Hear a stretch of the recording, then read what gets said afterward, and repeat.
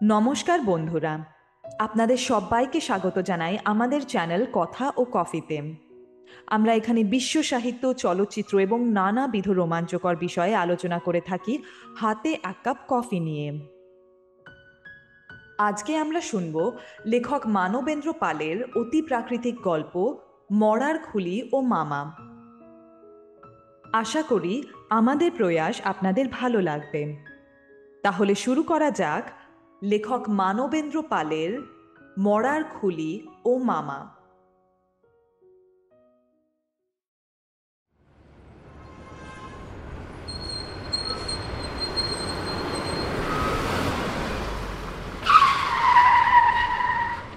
আর একটু হলেই বুলুটা বাস চাপা পড়তো। এমন অসাবধানে রাস্তা পার হয়। কথাটা বলল আমার ভাইঝি রিনা। বুলু ওর ক্লাস ফ্রেন্ড। রিনার কাকু, কাজেই বুলুরও আমি কাকু। সম্প্রতি নেপাল ঘুরে এলো। এখানে এসে এতক্ষণ বাড়ির সকলের কাছে নেপালের গল্প করছিল। আমি ছিলাম না, তাই আমার জন্য এক টুকরো স্লিপ রেখে গেছে। স্লিপটা আমার হাতে দিতে দিতে রিনা গজগজ করলো। একটু অসাবধান মেয়েটা, কি করছে, সর্বনাশটাই না হতো। সে কথার উত্তর না দিয়ে আমি স্লিপটা পড়তে লাগলাম। শ্রীচরণেশু কাকু, নেপালে গিয়ে দুটো মজার জিনিস পেয়েছি, শিগগির একদিন চলে আসুন। সেদিনই বিকেলে অফিস ফেরত বুলুদের বাড়ি গেলাম।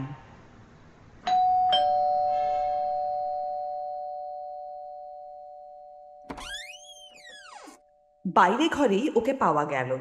ও তখন নেপালের ওপর লেখা কয়েকটা বই থেকে কি সব নোট করছিল। আমায় দেখেই আনন্দে লাফিয়ে উঠল। তারপর একটুও দেরি না করে আমায় টেনে নিয়ে গিয়ে ওর কাঁচের আলমারির মধ্যে রাখা দুটো মজার জিনিসের একটা দেখালো। আমি একটু অবাক হয়ে বললাম, এই তোমার মজার জিনিস? ও খুব হাসতে লাগলো। মজার জিনিস নয়, এমন জিনিস ভারতে কোথাও আর পাবেন? তা বটে। জিনিসটা আর কিছুই নয়, একটা মরার খুলি। মরার খুলি তো অনেক দেখেছি, কিন্তু এত ছোট খুলি কখনো চোখে পড়েনি। খুলিটা স্বচ্ছন্দে হাতের মুঠোয় ধরা যায়। কেমন মজার জিনিস নয়? বলে বুলু আবার হাসতে লাগলো। মজার কিনা জানি না, তবে অদ্ভুত। এমনি সময় বুলুর মা চা জল খাবার নিয়ে ঢুকলেন। দেখুন দেখি, মেয়ের কি অনাসৃষ্টি কাণ্ড। শাড়ি গেল, ইম্পোর্টেড ছাতা গেল, ক্যামেরা গেল, শেষ পর্যন্ত এই মরার খুলিটা ফুটপাত থেকে 50 টাকা দিয়ে কিনে আনলো। আর তারপরে কি বিপদ শুনেছেন তো? কাঠমান্ডু থেকে দক্ষিণাকালী দেখতে গিয়ে সিঁড়ি থেকে একেবারে খাদে পড়ে যাচ্ছিল। বুলুকে জিজ্ঞেস করলাম, এটা তো তোমার 1 নম্বর মজার জিনিস। 2 নম্বরটি? বুলু মুচকে একটু হাসলো। বলল, সেটা আজ দেখানো যাবে না, যে কোনো মঙ্গল কি শুক্রবার আসবেন। বলুর এই 2 নম্বর মজার জিনিসটি যে আরো কত অদ্ভুত হতে পারে তা আমার ধারণাই ছিল না। মঙ্গল কি শুক্রবার মনে নেই, কিন্তু সন্ধ্যের সময় বুলুদের বাড়ি গিয়ে দরজায় কলিং বেল টিপলাম।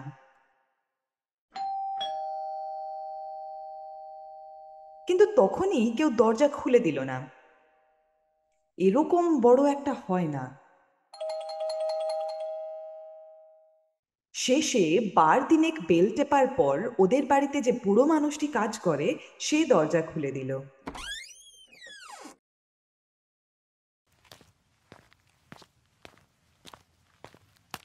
কিন্তু ভেতরে ঢুকেই হতাশ হয়ে গেলাম। বুঝলাম বুলু নেই, বুলুর মাও নেই। বুড়িকে জিজ্ঞেস করলাম। কেউ নেই নাকি বাড়িতে? ও মাথা দুলিয়ে জানালো, আছে। বলে বাইরের ঘরের পর্দা ফেলা দরজাটা দেখিয়ে দিল। যাক, বুলু তাহলে আছে মনে করে পর্দা সরিয়ে বসার ঘরে ঢুকতেই থমকে গেলাম। না, বুলু নয়, কেউ একজন কোচে গা এলিয়ে সামনের সেন্টার টেবিলের ওপর 2 পা তুলে বসে আছেন। পরনে ধবধবে পাজামা, গায়ে গিলে করা আদ্যির পাঞ্জাবি। ইনি যে কে তা বোঝার উপায় নেই, কেননা তিনি একখানা খবরের কাগজ মুখের ওপর আড়াল করে রয়েছেন। কি করব ভেবে না পেয়ে জুতোর শব্দ করে সামনের কোচটা একটু টেনে নিয়ে বসলাম, কিন্তু ভদ্রলোক কাগজ সরিয়ে একবার দেখলেনও না। এমনকি শ্রীচরণ দুখানিও আমার মুখের সামনে থেকে নামালেন না।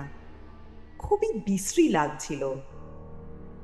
একবার ভাবলাম উঠে চলে যাই, কিন্তু এই অতি অদ্ভুত অদৃষ্টপূর্ব অভদ্র লোকটিকে ভালো করে না জেনেও যেতে ইচ্ছে করছিল না। অগত্যা একটা সিগারেট ধরিয়ে চুপচাপ বসে রইলাম।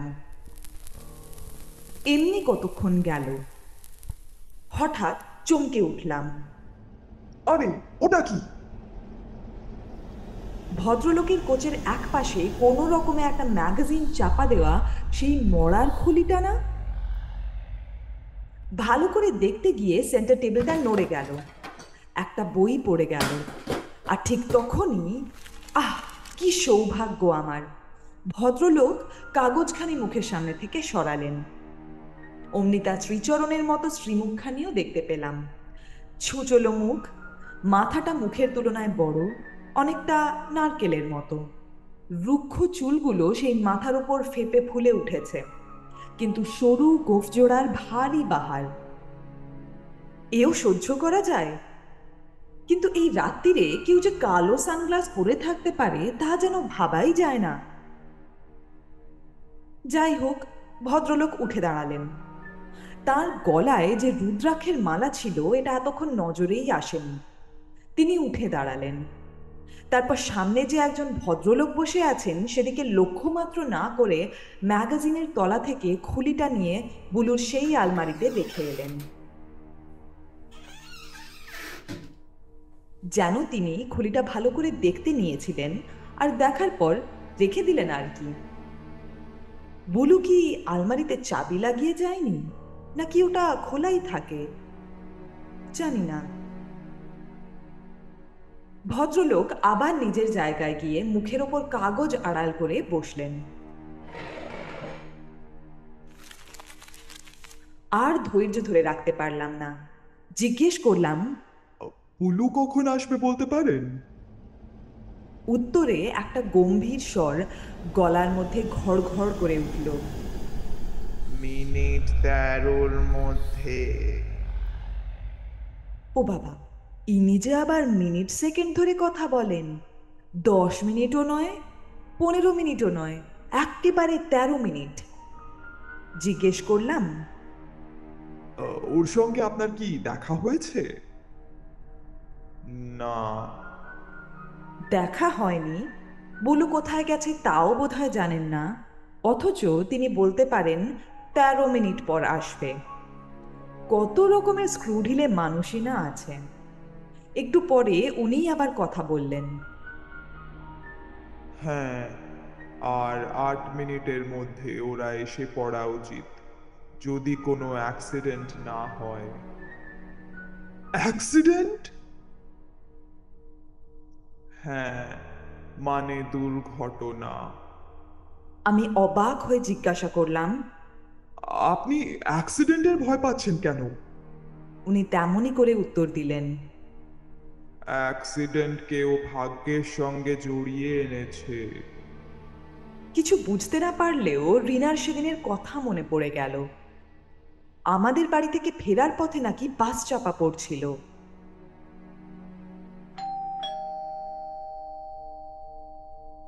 এমনি সময়ে কলিং বেল বাজলো। তারপর আধ মিনিটের মধ্যে বুলু হাসতে হাসতে ঘরে ঢুকলো। ওমা, কাকু কত এসেছেন? আমি উত্তর দেবার আগেই ভদ্রলোক হঠাৎই উঠে পড়লেন। বুলু বললে, এ কি মামা, এখনই উঠছেন? হ্যাঁ হ্যাঁ, তুমি একটু শুনে যেও। বলে সামান্যতম ভদ্রতাটুকুও না দেখিয়ে প্রায় আমার গায়ে ধাক্কা দিয়ে চলে গেলেন। বুলু ওকে এগিয়ে দিয়ে ফিরে এলো। মুখটা থমথম করছে। একটু চুপ করে থেকে বলল, উনি হঠাৎ অমন করে চলে কেন গেলেন বুঝলাম না। আপনার সঙ্গে বোধহয় ভালো করে কথাও বলেননি। আমি একটু হাসলাম। যাবার সময় আমাকে কি বললেন জানেন? বললেন, হয় এই খুলিটা ওই ঘর থেকে সরাও, আর নয়তো যার তার এ ঘরে ঢোকা বন্ধ করো। কথার মানে বুঝছেন তো কাকু? আমি আবার শুধু হাসলাম। এই হচ্ছে নাকি বুলুর 2 নম্বর মজার জিনিস, বুলুর নতুন পাতানো মামা। মামাটির সঙ্গে বুলুর আলাপ হয় নেপালের কাঠমান্ডুর একটা হোটেলে। তিনি বাঙালি। কলকাতাতেও যেমন তার একটা আস্তানা আছে, তেমনি আছে কাঠমান্ডুতেও। কিন্তু কাঠমান্ডুতে কোথায় যে পাকাপাকিভাবে থাকেন, কি করেন, তা কেউ জানে না। মাঝে মাঝে এই হোটেলে তার দেখা পাওয়া যায়। এখানে তার পরিচয় একজন জ্যোতিষী বলেন। মুখ দেখেই তিনি ভূত ভবিষ্যৎ বর্তমান বলে দিতে পারেন। সেই সূত্রেই বুলুর সঙ্গে তার আলাপ। হোটেলের সবাই ভিড় করে আসে তার ঘরে, শুধু বুলুই যায় না। সে এসব মোটে বিশ্বাস করে না। কিন্তু বুলু না গেলে কি হবে? ভদ্রলোক নিজেই একদিন ডাকলেন, ও মামনি, শোনো শোনো। অগত্যা বুলুকে ঢুকতে হয়েছিল ওর ঘরে। সবাই আসে, শুধু তুমি আসো না। বুলু হেসে বলেছিল, আমি ওসব বিশ্বাস করি না। ভদ্রলোক একটু হেসেছিলেন। সেদিন ওই পর্যন্ত। এরপর একদিন ভদ্রলোক বুলুকে একেবারে তাজ্জব করে দিলেন যখন বললেন, তোমার বাবার জন্য কিছু ভেবো না, তিনি ভালো আছেন। এই মাসের শেষেই তিনি ফিরে আসছেন। বুলুর বাবা লেবিয়াতে চাকরি নিয়ে গিয়েছিলেন। অবাক কাণ্ড, নেপালে আসার ঠিক আগের দিনই বুলুরা চিঠি পেয়েছিল তিনি ফিরছেন। এত বড় ভবিষ্যৎবাণীর পর আর কি ঠিক থাকা যায়? বরফ গলল। বুলু দারুণ বিশ্বাসী হয়ে গেল। ভদ্রলোককে মামা বলে ডাকতে লাগলো। কিন্তু অবাক হবার ব্যাপার তখনও বাকি ছিল, নেপাল থেকে ফেরবার আগের দিন। সন্ধ্যের পর বুলুরা দক্ষিণাকালী দেখে হোটেলে ফিরল। দক্ষিণাকালী মন্দির কাঠমান্ডু থেকে প্রায় 30 কিলোমিটার দূরে। অনেক পাহাড় খাদ পেরিয়ে তবে যেতে হয়। মন্দিরটা একটা পাহাড়ের নিচে, নামতে হয় অনেকগুলো সিঁড়ি ভেঙে। ওই রকম পরিবেশেই বুঝি কালীকে মানায়। প্রকৃতির কোলে, নিস্তব্ধ, নিঝুম পরিবেশটি। যাই হোক, বুলু ফিরেই তার এই নতুন মামাটির সঙ্গে দেখা করল। হাসতে হাসতে ব্যাগ খুলে কাগজের মোড়া একটা জিনিস বের করে তার হাতে দিয়ে বলল, দেখুন তো মামা, জিনিসটা কেমন হলো? জিনিস দেখে তো মামা হতভম্ব। এটা তুমি পেলে কোথায়? বুলু বলল, একজন পাহাড়ির কাছ থেকে কিনলাম দক্ষিণাকালী মন্দিরের কাছে। মামা অনেকক্ষণ ধরে সেই ছোট্ট খুলিটা পরীক্ষা করে দেখলেন। তারপর বললেন, এ যে বড় ভয়ঙ্কর জিনিস, এই নিয়ে তুমি কি করবে মা? বুলু তাড়াতাড়ি তার হাত থেকে খুলিটা নিয়ে বলল, আলমারিতে সাজিয়ে রাখবো। মামা ভুরু কুঁচকে কিছুক্ষণ বুলুর দিকে তাকিয়ে রইলেন। তারপর বললেন, কাজটা কি ভালো হবে? ও যার জিনিস, তাকে ফিরিয়ে দেওয়াই উচিত। এই পর্যন্ত বলে তিনি একটু থামলেন। তারপর বললেন, আমি শিগগিরই ওখানে যাব। ইচ্ছে করলে আমায় দিতে পারো। যার জিনিস তাকে ফিরিয়ে দেব। দামটা না হয় এক্ষুনি তোমায় দিয়ে দিচ্ছি। কিন্তু বুলু রাজি হয়নি। তখন উনি বললেন, আমার কথা তোমার মাকে বলো, তিনি কি বলেন আমায় জানিও। বুলু দরজার কাছে দাঁড়িয়ে দাঁড়িয়েই জিজ্ঞেস করল, কেন? এটা যদি রাখি তাহলে কি হবে? বিপদ অনিবার্য। কেন, আজ ওটা কেনার পর তোমার কোনো দুর্ঘটনা ঘটেনি? এবার বুলুর মুখ শুকিয়ে গেল। মনে পড়ল দক্ষিণাকালী দেখতে যাবার সময় 3 তলা সমান উঁচু সিঁড়ি থেকে পা স্লিপ করে খাদে পড়ে যাচ্ছিল। খুব বেঁচে গেছে। এই বিচিত্র মাথাটির সম্বন্ধে বুলু আগে কিছু খবর পেয়েছিল কাঠমান্ডু থেকে চলে আসার দিন হোটেলের নেপালি চাকরটির কাছ থেকে। তাকে খাবার সময়ে বকশিস দিতে কথায় কথায় ও হিন্দিতে জানায় যে ওই লোকটি ভয়ঙ্কর দেবতা আছেন। তিনি নাকি নেপালের জাগ্রত দেবতা কাল ভৈরবের সাধক। কাল ভৈরব হচ্ছেন মৃত্যুর দেবতা। বিকট চেহারা, কুচকুচে কালো রং, তার গলায় মুন্ডমালা, বীভৎস মুখের হায়ের মধ্যে দিয়ে তার হিংস্র জন্তুর মতো ধারালো দাঁত বেরিয়ে এসেছে। নেপালিটা জানালো ওই দেবতাকে খুশি করে ইনি প্রচণ্ড ক্ষমতা পেয়েছেন, ইচ্ছে করলেই যে কোনো লোকের ক্ষতি করে দিতে পারেন। ভয়ে হোটেলের ম্যানেজার ওর কাছ থেকে একটি টাকাও নেন না, উপরন্তু খাতির করেন। এই হলো বুলুর মামার পরিচয়। বুলুরা তো কলকাতায় চলে এলো। তারপর হঠাৎই একদিন সন্ধেবেলা সেই মামা বুলুদের বাড়ি এসে হাজির। জিজ্ঞেস করলাম, ঠিকানা দিয়েছিলে? বুলু একটু ভেবে বলল, ঠিক মনে নেই, নিশ্চয়ই দিয়েছিলাম, নইলে উনি এলেন কি করে? তারপর থেকে প্রায় সপ্তাহে 2 দিন করে আসেন, গল্প করেন, চলে যান। কোথায় যান? ঠাকুর পুকুরের কাছে কবরডাঙ্গা বলে একটা জায়গা আছে, সেখানে ওদের পুরনো বাড়ি। কলকাতায় এলে একাই থাকেন। সবই কেমন রহস্যময়। বলি বটে এই মামাটি মজার জিনিস, কিন্তু সত্যি বলছি কাকু, মাঝে মাঝে কেমন ভয়ও করে। লোকটার কাছ থেকে রেহাই পেলে বাঁচি। খুলিটার কথা উনি জিজ্ঞেস করেন? বুলু মাথা নাড়ল। না, এখানে এসে পর্যন্ত খুলির কথা বলেননি। এই পর্যন্ত বলে বুলু ভুল সূত্রে বলল, হ্যাঁ, একদিনই বলেছিলেন, সেই যে সাবধান করে দিয়েছিলেন। আমি হাসলাম, বললাম, হ্যাঁ, পাছে আমি চুরি করে নিই। বুলু লজ্জায় জিভ কাটল। ইস! তবু সেদিন যে খুলিটা তিনি আলমারি থেকে বের করে আমার পায়ের শব্দ পেয়ে তাড়াতাড়ি ম্যাগাজিন চাপা দিয়ে রেখেছিলেন, সে কথাটা বুলুকে আর বললাম না। এই মামা লোকটিকে প্রথম দিন থেকেই আমার ভালো লাগেনি। শুধু অভদ্র বলেই নয়, লোকটি মতলববাজ। নেপালে না গেলেও জানি এইরকম ধরনের তান্ত্রিক আছে যারা নিজের সিদ্ধির জন্য সব রকমের অপকর্ম করতে পারেন। এ বাড়িতে তার আসার উদ্দেশ্য অন্তত আমার কাছে পরিষ্কার। সেই সঙ্গে বুলুও যে কি মারাত্মক ফাঁদে জড়িয়ে পড়েছে তাও আমার জানা। শুধু বুলুই নয়, আমিও লোকটির বিষ নজরে পড়েছি। তাই বুলুর মনে আমাকে চোর বলে সন্দেহ ধরিয়ে দিতেও চেষ্টা করেছেন। এরপর হয়তো আমার জীবনও বিপন্ন হতে পারে।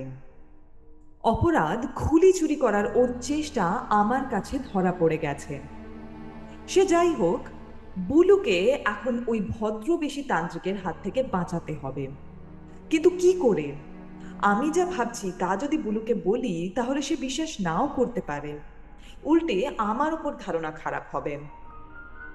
আর যদি বিশ্বাস করেও, একজন ভদ্রলোককে কি সরাসরি বাড়ি আসতে বারণ করা যেতে পারে? বারণ করলেই কি উনি শুনবেন? ওই খুলিটা যে ওর চাই। দিন 15 পর অফিস থেকে সবে ফিরেছি। হঠাৎ বুলু এসে হাজির।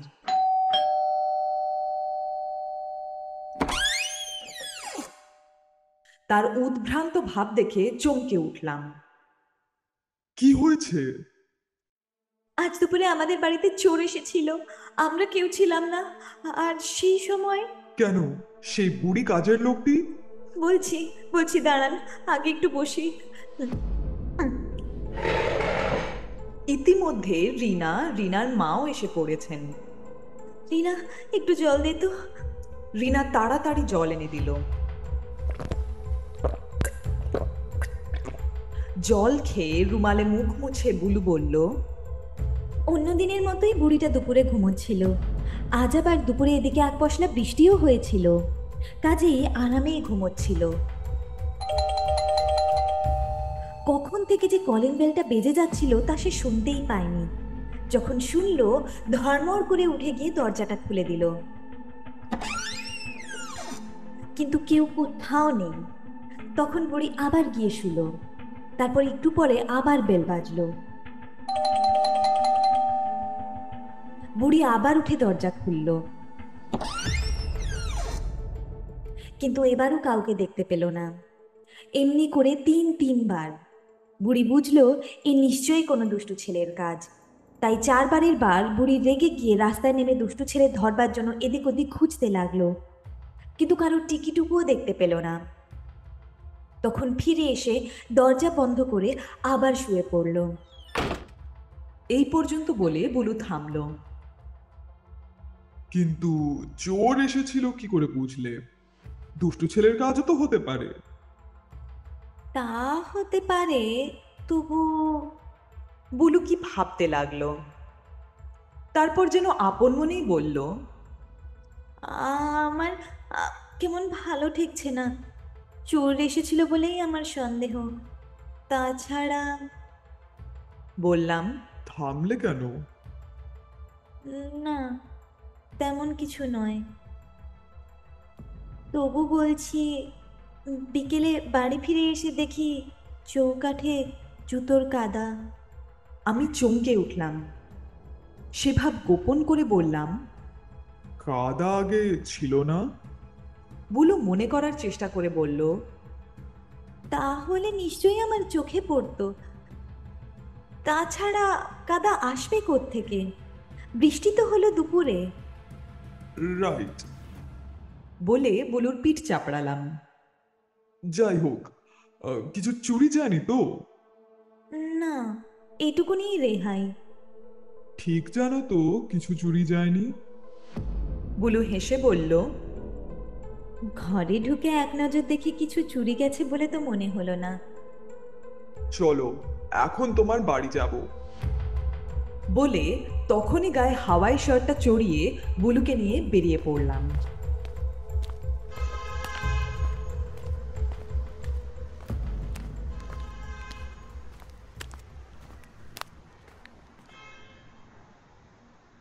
ওদের বাড়ি ঢুকেই চলে এলাম ওদের বাইরের ঘরে। বুলুকে বললাম, তোমার আলমারিটা খোলো। বুলু চাবি বের করে লাগাতে গেল, কিন্তু তার দরকার ছিল না। আলমারিটা খোলাই ছিল, ভেতরে সেই খুলিটা নেই।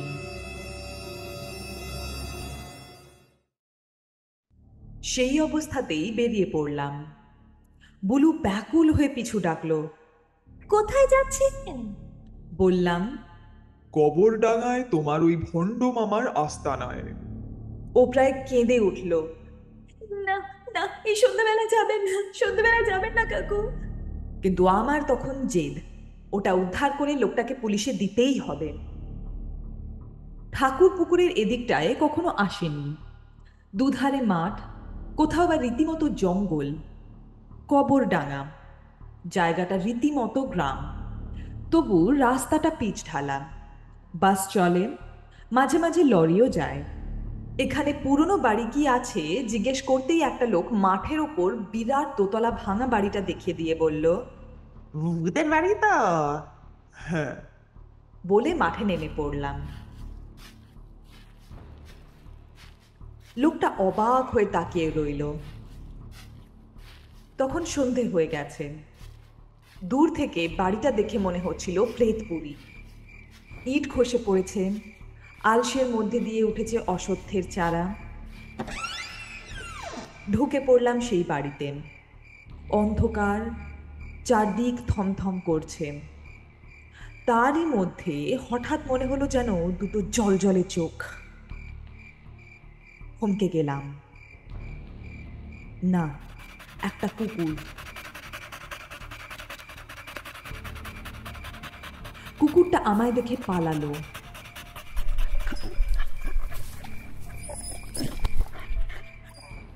সামনেই সিঁড়ি, টর্চও সঙ্গে করে আনিনি। দেশলাই জ্বালতে জ্বালতে দোতলায় উঠে এলাম। একটা ঘর, বোধহয় এই একটিমাত্র ঘরেই দরজা জানালা আছে। ঢুকে পড়লাম। দড়িতে ঝুলছে একটা লুঙ্গি, একটা ফর্সা পাজামা এবং একটা পাঞ্জাবি। সামনে কালো কাপড় ঢাকা। ওটা কি? ভালো করে দেখলাম, ওটা একটা তেপায়া। চমকে উঠলাম। এইরকম তেপায়াতেই তো প্রেতাত্মা নামানো হয়। মামা কি তাহলে? কিন্তু আসল জিনিসটি কোথায়? মামাই বা কোথায়? আবার দেশলাই জ্বালালাম।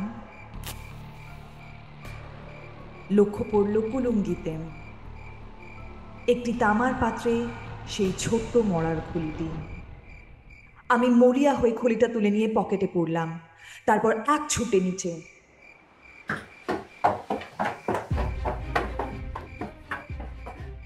সামনে সেই মাঠ, মাঠের পরেই পিচ ঢালা রাস্তা। পাছে দৌড়লে কারো নজরে পড়ি, তাই জোরে হাঁটতে লাগলাম। নিঃশ্বাস বন্ধ করে হাঁটছি। চারিদিকে অন্ধকার, শুধু অন্ধকার। হঠাৎ আমার মনে হলো এই নির্জন মাঠে আমি আর একা নই, কেউ যেন পিছনে রয়েছে। হ্যাঁ, স্পষ্ট বুঝতে পারছি পিছনের মানুষটি এসে পড়েছেন। আমি দৌড়তে লাগলাম, কিন্তু পারলাম না। পিছনের লোকটা ঝাঁপিয়ে পড়ল আমার উপর। আমি হুমড়ি খেয়ে পড়লাম। সে অমনি আমাকে জাপটে ধরল। কি কঠিন সে হাত দুটো! সে স্বচ্ছন্দে আমার পকেট থেকে খুলিটা বের করে নিল, তারপর আমার গলা টিপে ধরল। মৃত্যু নিশ্চিত জেনে আমি প্রাণপণ শক্তি প্রয়োগ করলাম। এক মুহূর্তের জন্য ওর হাতটা ঢিলে হয়ে এলো। অমনি কোনো রকমে নিজেকে মুক্ত করে নিয়ে ছুটলাম রাস্তার দিকে। সেও ছুটে আসছে আমার পিছনে। রাস্তায় লরির হেডলাইট, তবু আমি ঝাঁপিয়ে পড়লাম রাস্তায়। লোকটাও সঙ্গে সঙ্গে লাফ দিল।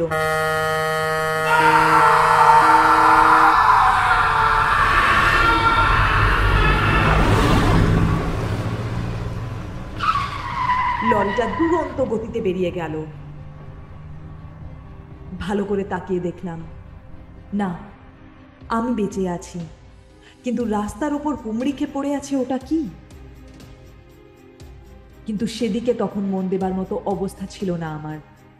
হাঁটতে লাগলাম ডায়মন্ড হারবার রোডের দিকে।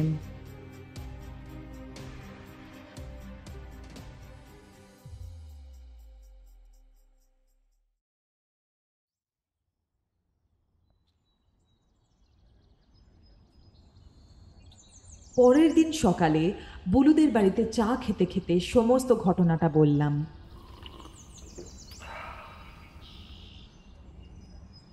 কাগজেও ওই অঞ্চলে লরি চাপা পড়ে একটি মৃত্যুর খবর বেরিয়েছে। বুলু বলল, আপনি খুব বেঁচে গেছেন কাকু। ভাগ্যি খুলিটা তখন আপনার কাছে ছিল না। আমি হেসে বললাম, আর লরির চাকার নিচে খুলিটারও সদ্ব্যবহার হয়ে গেল।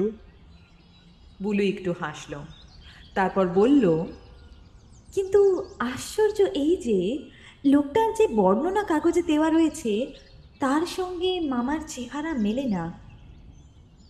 আমি বললাম, তা জানি, ওটা মামার সাগরেদ। মামা কিন্তু রইলেন বহাল তবিয়তে, হয়তো আবার আসবেন। বুলু শিউরে উঠল।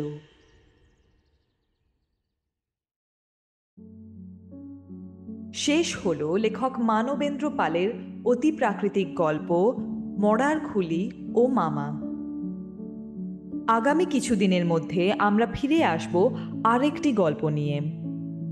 আজকের উপস্থাপনা ভালো লেগে থাকলে একটু লাইক করে দেবেন, দয়া করে বন্ধু এবং পরিবারের সদস্যদের সঙ্গে শেয়ার করে দেবেন, আর সাবস্ক্রাইব করতে ভুলবেন না।